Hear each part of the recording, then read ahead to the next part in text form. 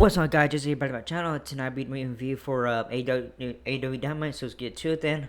With the first match, but first it starts with the promo and stuff. So with the first match, before this, which is Jon Moxley versus Kazori Shibata, there was a promo video and stuff, and with the Death Riders. So here we go. Mox talks about his title defense against Swerve Strickland at Aew Dynasty 2005. He also brings up the return of the Young Bucks duo of Nicholas and Matthew Jackson.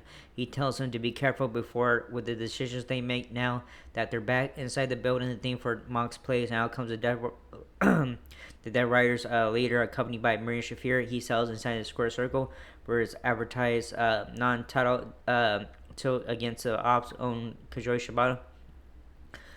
All right, the Japanese star makes his way out, and the bell sounds to get things off official running.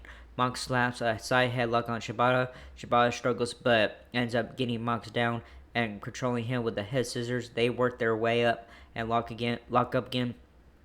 Mox takes Shibata down, but Shibata hits a twitch and takes up position over the AEW champ Shibata with a big slap across the chest, and Moxley with a chop of the chest of his own, and both men exchange chops.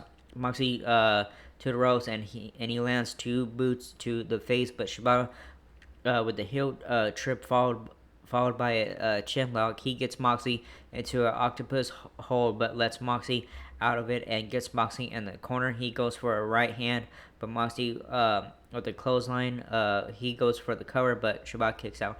A power driver by Moxley, and Shibata gets right back up and kicks Moxley in the head. A snap mirror followed by a chin lock, but Moxley reverses it into a rare choke of his own. Shibata is out when the referee calls for the bell. Mox picks up the win in the opener. So winner is Jon Moxley. All right, out comes Matthew and Nicholas Jackson to the ring after the match. They are face to face with Mirna, but Moxley waves her away. And they both leave the ring to the fans booing. The Young Bucks begin telling the fans to congratulate Jon Moxley and to show love to the AEW founding fathers, the EVPs. The fans boo and they tell them to shut the F up. Yeah, Larry said shut the F up, but then said shut the fuck up. They only said shut the F up. But anyways, they say that they have a few reasons as to why they did what they did to Swerve. The first is that they did for their good friend Heyman Adam Page. They talk about how Page never wanted Swerve to be world champion, and they love him. The fans chant, "Whose house? Swerve's house." The EVPs say that what they did was a peace offering to Moxley. They have no problem with him and hope that he has no problem with them. And while they were away, they realized they have things in common with them. They want the guys in the back to step up just like them. They want to change the world just like them, and they're impressed because Moxley did what they couldn't do. He succeeded in taking over AEW and even has a world title. They couldn't do that. Excuse me. They talk about the Death Riders working with the Elite. Jon Moxley, the world champion, and the AEW founding fathers together. They asked Moxley to come back out with his boys to discuss business instead of Mox. However, the familiar sounds of Kenny Omega's theme hits the house speakers. Out comes the cleaner. He talks about knowing the Bucks and mentions how maybe he'll just come in the ring and kick their asses. As he goes to do exactly that, he is stopped when the familiar sounds of Kazuchika Okada's entrance tune hits. Out comes the Rainmaker, but before he can do anything, Swerve Strickland's music plays. Alright, so first match coming up, Swerve Strickland versus Pac. Swerve hits the ring from behind and runs off the Bucks and Okada. He glares at them with a weapon in hand. At the commentators remind everyone that the Bucks cost Swerve his AEW World Championship match against champion of Jon Moxley this past Sunday night in the main event of AEW Dynasty 2025. Prince Nana leads fans in a loud "Whose house? Swerve's house" chant. Swerve and Omega lock eyes, and Omega heads off to the back, leaving the ring. Strickland gets on the mic. Swerve pronounces tonight the start of bug hunting season. He's ready to blast the EVPs. As he continues talking, he's attacked from behind by the Bastard Pack. A referee runs in behind him as order is restored. The show heads to a commercial break with the scheduled Swerve versus Pac match raining on the other side. When the show returns, the match is ongoing in progress. Short takes over after the strong ambush start from Pat. Pac ends up injuring his leg. He is on the floor outside of the ring, being checked on by a doctor for several moments as Swerve paces back and forth in the ring. Eventually, Pat gets in the ring and eats a kick and Swerve stomp from Strickland from the quick finish. So winner is Strickland. Man, Packett's always getting injured. Man, god damn it, man. He's always doing that shit. Alright, we have a backstage promo. Backstage, Renee Paquette is when Heyman Anna Page. He tells her he doesn't know who he is faced, but he has to do something. He enters Swerve's locker room and asks Prince now where Swerve is at. He says he at AEW Dynasty he was not trying to help Swerve. That he says next week if Swerve thinks of getting in the ring, he will pick up with him where he left off. Nana tells him that there is something he has been waiting to tell him for the last year. He says Swerve knows nothing of this and begins to mention feeling regret over something only for Page to abruptly cut him off. He tells him not to say another word and walks off in a huff. Alright, next match coming up, $400,000 eight-man tag team match. Speedball Mike Bailey, Will Ospreay, Kevin Knight, and Mark Briscoe versus Ricochet, the Beast Mortals, Action Andretti, and Leo Rush. Backstage, Ricochet is with the teammates, Beast Mortals, and blah blah blah, and yeah, and also they have the video with talking about what they're gonna do with stuff, and yeah. So, anyways, as the show returns, we learn that Jamie Hayter and all stuff, blah blah. All right, winner, Cameron, blah blah. Back live, the two four-man teams make their way to the ring. The battle styles and it's Bailey and Ricochet who kick things off for the respective teams. Ricochet circles, but then quickly rushes over and tags in the Beast Mortals and rolls out to the floor. After some more back for action, we see all four members ganging up on an isolated Ricochet, who is by himself at ringside, freaked out upon seeing them as they strike. The show heads to a mid-match commercial break as the action continues. When the show returns, we see Bailey is in the ring with the Beast Mortals kicked by Bailey, but Mortals gets to his feet and he slams Bailey chest first onto his knees. Both men are down and Ricochet is tagged in. Ricochet with a double stomp, but in comes Briscoe and he takes Ricochet down. Some more bad action leads to Knight hitting a modified from Splash off the top rope. He goes for the cover, but Rush and Andrade break it up. Ospreay is tagged in and he hits Mortals with the hidden blade for the victory. Winners are Speedball, Mike Bailey, Will Ospreay, Kevin Knight, and Mark Briscoe. Alright, we have a segment coming up with the Hurt Syndicate. Inside the arena, the best theme in the business today hits, and out comes the Hurt Syndicate trio: Bobby Lashley, Shelton Benjamin, and MVP chant from the crowd. MVP begins to speak and says, "This is an official announcement from the Hurt Syndicate." He tells everyone that two more challengers got beat down. MVP begins passing out ballot bottles and glasses with a table set up in the ring. They toast to another successful championship defense. MJF's music hits and he gets in the ring. He stands next to Shelton and smiles. Alright, Lashley does not look amused. MJF tells him that they hurt people and how they are dripped in gold. He says this could not have come at a better time because Tony Khan wanted him to be part in a Owen Hart tournament and for him to sweat. But he works smarter, not harder, and now he is rolling with his syndicate. He gets to take back what is his, and that is the Triple B. He says this is a perfect business relationship. He scratches their backs and they get to help him. He asks MVP how he imitation works, and Lashley tells him to shut up.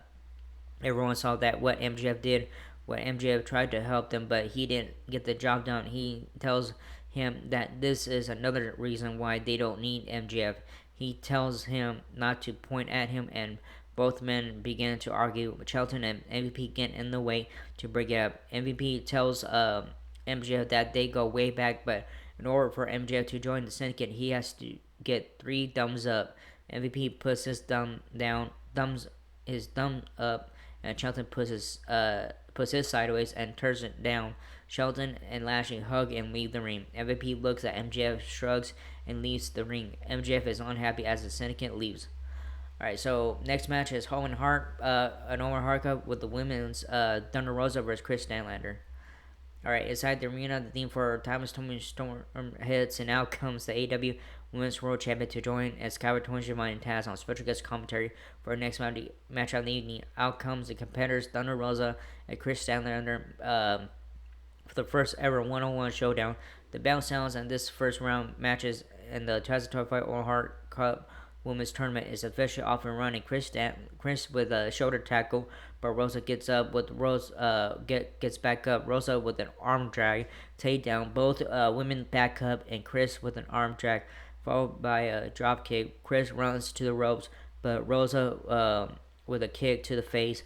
Rosa with a drop kick and Chris with drop kick, and Chris falls to the outside of the ring. Rosa gets on the ring apron and lands a sitting senton. She throws Chris back into the ring and goes for the cover, but Chris kicks out. She grabs Chris, but Chris with a kick followed by a DT. As all of this going on Storm is fully character on commentary, and with her raw personality as Excalibur, Taz, and Shivani all killing like women.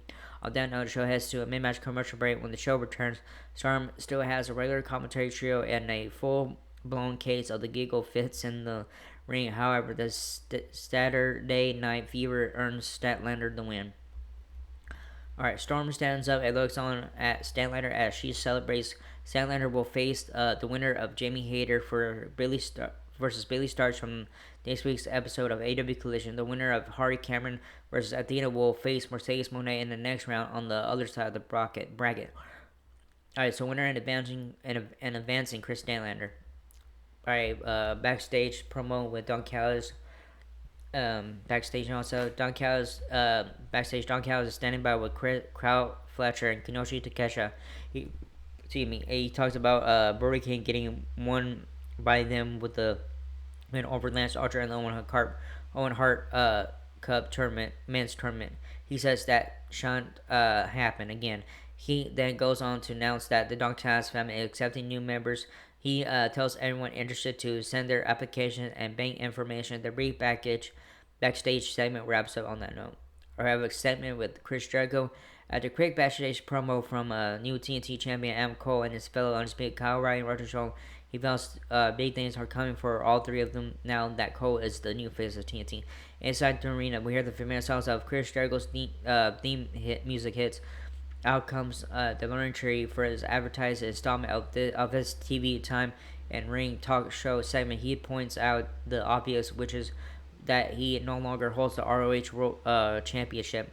Big Bill and Brian Keith are called up by Jericho. Bill tells Jericho he joined the learning tree to learn from Jericho. He says he didn't join to be blamed by Jericho. Every time something goes wrong, he says if he's got advice, he wants to hear. But if he's not here to blame them, he doesn't want to hear it. He says Keith doesn't either. Jericho goes on to talk about he lost the ROH World Championship at AEW Dynasty 2005 this past Sunday, and Bill and Keith weren't there. He says some could say he lost the title because of them. He goes to say he's not mad, he's just disappointed.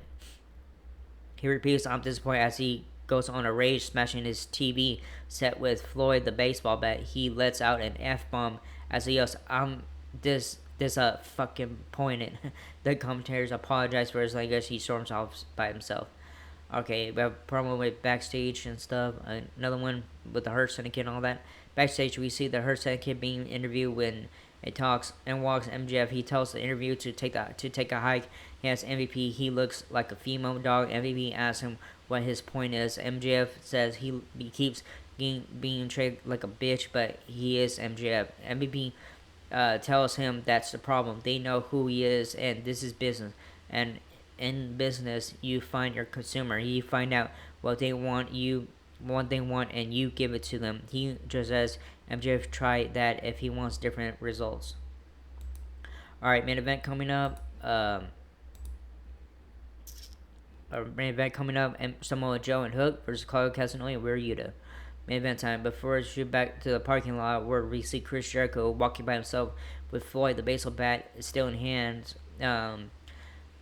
He stops and smashes some stuff laying on a production crate before hopping into his fry and angrily driving off into the night. Alright, back inside the arena, the commentators switch focus to our scheduled main event, which is a tag title, putting the Ops duo of Samoa Joe and Hook against the Dead Riders team Claudio Casanova and Yuta. After each team makes their respective entrances, the bell goes off. Here we go. So, Yuta and Joe kick things off for respective teams coming out of the gate. Yuta rolls out to the outside of the ring. He gets back and tags Claudio into the match. Claudio with an uppercut, but Joe with a chop to the chest, followed by jabs. He throws Claudio into the corner, and Hook is tagged in. Right hands by Hook, but a head lock by Claudio, followed by a power slam. Yuta is tagged back in and goes for a crossbody up the top rope, but Hook moves out of the way. He lands 3 German suplexes onto Yuta, and Joe is tagged in. Joe with jabs and a chop. Joe with the running elbow, and Hook is tagged back in. Come on. Right hands by Hook, and Yuta is thrown into the ring. Yuta to outside, and he grabs Hook by the legs, but Hook keeps. Hook kicks him away. On that note, the show heads to a final mid-match commercial break of the evening. When the show returns, we see the Dead Riders take over. Yuta rakes the eyes to keep his offensive lead. AEW World Champion and fellow member of Dead Riders, Jon Moxley, is standing guard at ringside with a steel chair in hand. Out of nowhere, Kazuri Shibata of the Ops attacks him from behind and chokes him out. As he does, Hook chokes out Yuta in the ring for the win. Once the match wraps up, the camera keeps cutting back to show Mox being choked still by Shibata. Marina Shafir hits the ring with a steel chair and leads Casanova and Yuta in a post-match attack on Hook. They hit a spike pile driver to Hook on the chair. Joe eventually hits the ring with a chair of his own to run them off. Joe glares at the Dead Riders as they flee through the crowd. Joe gets on the microphone. He tells the Dead Riders he calls the Death Riders a bunch of bitches. He says the Ops came to fight and takes another shot at the Death Riders that has to be bleeped out off the air due to vulgar language. Okay. Joe issues a challenge from the Ops to the Death Riders and makes it clear that they got their sights set on the AEW Trios Championships. Fans chant Joe, Joe, Joe as he helps Hook back up. Joe, Hook, and Shibata stand tall in the ring as the Scabber does a sprint read through the lineup for Saturday's AEW Collision. That's how this week's show goes on. So winners, Samoa Joe and Hook. It was a okay show tonight, and it was a little fun because of MJF was just lining up like the Hair Syndicate was doing earlier tonight. And then the funny part was Tony Schiavone crawling across the desk and stuff. So that was funny because I was laughing at that part. So yeah, it was a good show tonight and stuff, but it was okay, but not too special. But everything went too fast. But like AEW Dynasty went too fast and stuff. So yeah, it was okay. But I just this show is going downhill a lot, and it's almost like the same thing over and over again and stuff. And yeah, the Young Bucks are back and stuff, which is okay, but whatever. But I don't give a shit. But anyways, that was this first video. Hope you like it, not whatever and stuff. So like, subscribe, hit the bell button, leave a comment. If you guys don't leave a comment, I'm gonna carry you guys to, and that was it. And I'll see you guys this Friday night for Friday Night SmackDown. All right, laters.